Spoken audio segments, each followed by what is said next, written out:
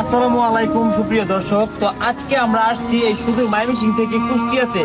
তো আমরা এখন আছি কুষ্টিয়ার চাপড়া ইউনিয়নের পশ্চিমপাড়া গ্রামে।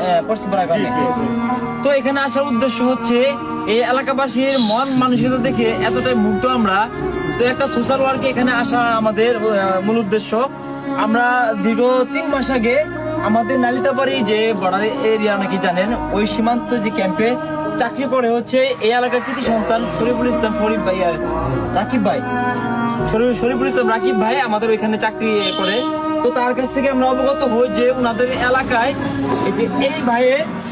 এই ভাই একটা ইজি বাইক, মানে অটোটা, এরকম একটা অটো উনি চালাইতো। খুবই হতদরিদ্র, খুবই অসহায়। তো এই অটো দিয়ে তার পরিবারটাকে তিনি পরিচালনা করতো। তো হঠাৎ করে তার অটোটা চুরি হয়ে যায়। এই ওনার বাড়িতে একটা গরু ছিল, গরুটা বিক্রি করে অটোতে নতুন ব্যাটারি প্রতিস্থাপন করার পরে অটোটা চুরি হয়ে যায়। তো সেখান থেকে উনি একদম মানে ভেঙে পড়ছে, হতাশ, নিঃস্ব, যে যেটাই বলেন। তো এই গ্রামবাসী এতটাই ভালো মনের মানুষ, ওনারা সবাই উদ্যোগ নিয়ে তাকে আবার একটা নতুন একটা অটো কিনে দিবে।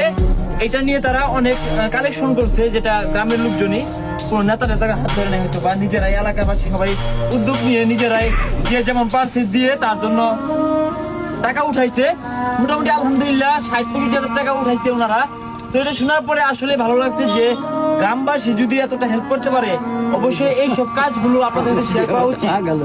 এটা শেয়ার করার একমাত্র উদ্দেশ্য হচ্ছে যে অনেক জায়গায় এরকম ঘটনা ঘটে, কারো অটো চুরি হয়ে যায়, কারো গরু চুরি হয়ে যায়, কেউ চলতে পারে না, কেউ খাইতে পারে না, কারো কর্মসংস্থানের ব্যবস্থা করে দিতে হয়।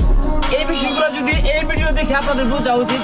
বাংলাদেশের 68,000 গ্রাম বাংলা যারা আছেন, অবশ্যই আপনাদের বোঝা উচিত যে আমাদের গ্রামের একজন ভাই, মুরব্বী কিংবা কোনো ব্যক্তি যদি এই সব বিপদে পড়ে, তাদের পাশে কিভাবে দাঁড়াতে হয়, তাদের জন্য কিভাবে কাজ করতে হয়, এটার একটা প্রতিফলক হয়ে থাকবে আজকের এই কাজটা।